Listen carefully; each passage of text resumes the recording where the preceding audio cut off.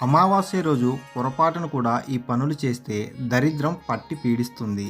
అమావాస్య రోజున తలస్నానం చేయకపోవటం అనేది దరిద్రానికి దారితీస్తుంది. కనుక తలస్నానం చేయటం మంచిది.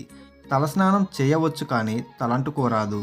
అమావాస్య రోజు కొత్త బట్టలు ధరించరాదు.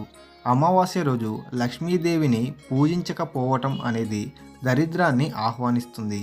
కనుక అమావాస్య రోజుల్లో విశేషంగా లక్ష్మీ అమ్మవారికి పూజించటం చాలా మంచిది. అమావాస్య రోజున ముఖ్యంగా తల్లిదండ్రులు లేనివారు పెద్దల పేరు చెప్పి నీళ్లు వదలకపోవటం కూడా దరిద్రాన్ని కలిగిస్తుంది. ఈ రోజున పితృదేవతలకు నమస్కరించుకొని వారి అనుగ్రహం పొందాలి. అమావాస్య రోజున క్షవరం చేయించుకోవడం, గోళ్ళు కత్తిరించుకోవటం మంచిది కాదు. అలాగే అమావాస్య రోజున తలకు నూనె రాసుకోకూడదు. శాస్త్రం ప్రకారం అమావాస్య రోజున రాత్రిపూట భోజనం చేయటం కూడా దరిద్ర హేతువుగా భావిస్తారు.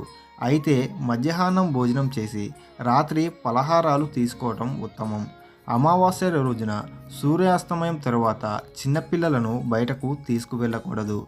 ఫ్రెండ్స్, మరి ఈ వీడియోని లైక్ చేసి మరిన్ని వీడియోల కోసం ఛానల్ని సబ్స్క్రైబ్ చేసుకోండి.